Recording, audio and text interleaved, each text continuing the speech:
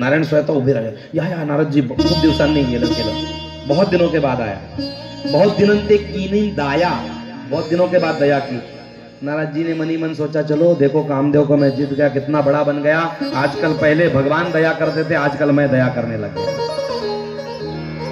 भगवान स्वयं खड़े हो गए। पहले नारद जी दरवाजे में खड़े होकर के नारायण नारायण करते थे और भगवान लेटे रहते थे। आज भगवान स्वयं खड़े हो गए। नारायण बड़े कौतुकी है, और कौतुक करते करते भगवान ने पूछा, इतने दिन कहां पर गए? भगवान तो सब जानते।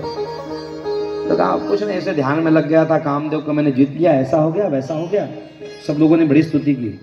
हाँ हाँ हाँ, आप नहीं कामदेव को जीतोगे तो कौन जीतेगा? हम जैसे गृहस्थ,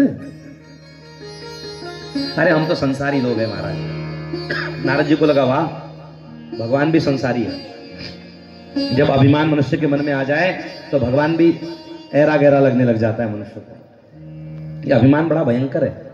अभिमान ने किसी को ऊंचा नहीं होने दिया। बस अभिमान के कारण से भगवान को देखा, अरे ये तो लक्ष्मी के साथ रहते, ये भी काम को नहीं जीत पाते, ये भी किसी स्त्री के साथ में रहते हैं। लोगों को लगता है स्त्री के साथ रहने वाला काम विजयी नहीं होता। हनुमान जी तो हमेशा स्त्री के साथ में रहे, फिर भी काम विजयी रहे, है क्या नहीं? शंकर जी भी हमेशा पार्वती मैया के साथ रहते, फिर भी काम विजयी है। कुछ लोगों को लगता है कि स्त्री के साथ में रहने वाला बाबा काम विजयी नहीं हो सकता। ब्रह्मचारी का अर्थ है जो स्त्री को स्पर्श न करे वो ब्रह्मचारी। अरे स्त्री तो माँ भी होती है, माँ ने अगर स्पर्श कर दिया तो ब्रह्मचर्य कैसे नष्ट हो सकता है? स्त्री के साथ में रहना ब्रह्मचर्य का नाशक नहीं है। स्त्री की विचारधारा मन मस्तिष्क में रखना या पुरुष की, पर पुरुष की विचारधारा मन मस्तिष्क में रखना ही ब्रह्मचर्य को खंडन करना है। अस्तु, नारद जी को कहते कहते कह दिया कि रूख बदन करी बचन मृदु, बोले श्री भगवान, और तुमरे सुमिरन ते मिटही मोर मार मदमान। मेरा मान सम्मान, मेरा जो अभिमान था वो नष्ट हो गया आपके दर्शन से ही नारद जी। दर्शन मात्रे माना कामना पूर्ति। पहले लोग मुझे कहते थे, आजकल आपके दर्शन से कामना, अरे मैं भगवान बन गया। नारद जी मनी मन सोच रहे मैं भी भगवान बन गया, और भगवान बनने के अभिमान में भगवान ने कहा ठीक है, अब क्या इच्छा है? बोले महाराज अब थोड़ा बिझी शेड्यूल आहे, लोकांनी खूप सन्मानाचे स्टेज लावून ठेवले, मी पोचतो, थोडे सन्मान प्राप्त करेल, मग तुम्हाला भेटायला येईल। आता थोड़ा बिझी शेड्यूल झाला आहे देवाचा, नारदांचा। नारद जी महाराज निकले, और नारद जी महाराज जब निकले हैं तो भगवान भी पीछे निकले। लक्ष्मी मैया ने कहा कहाँ जा, कुठे चालले, कुठे कहाँ जा रहे हो? बोले नारद जी के पीछे। बोले क्यों? उसके मन में अभिमान आया है। मैया ने कहा बढ़ाया भी तो आपने, वाढवलं पण तुम्हीच ना। मैंने का वाढवलं, कसं वाढवलं?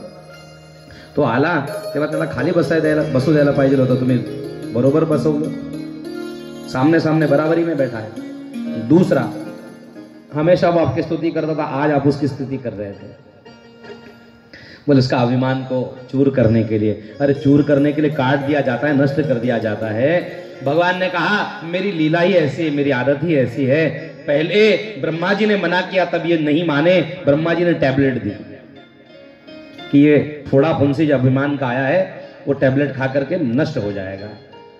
फिर वहां नहीं माने, दूसरे डॉक्टर के पास गए, सदगुरु वैद्य वचन विश्वासा, शंकर रूपी वैद्य के पास जाने के बाद में शंकर जी ने कहा कि भैया ये जो टैबलेट है ये ले लो, इससे तुम्हारा जो फूड़ा फुंसी वो दब जाएगा, खत्म हो जाएगा।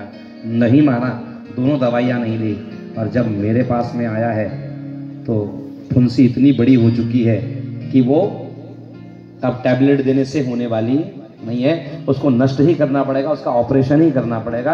और ऑपरेशन करने के लिए पहले फुंसी को बढ़ाया जाता है, फिर घटाया जाता है। तो अब मैंने उसको बढ़ा दिया, अब घटाने के लिए जा रहा हूं। और रास्ते में श्री नारद जी के लिए भगवान ने विश्व विमोहिनी को निर्माण कर दिया, सुंदर नगरी का निर्माण कर दिया। नारद जी वहां गए हैं और नारद जी ने विश्व विमोहिनी को देखा। विश्व विमोहिनी क्या है? माया। संसार की माया बड़ी विचित्र है।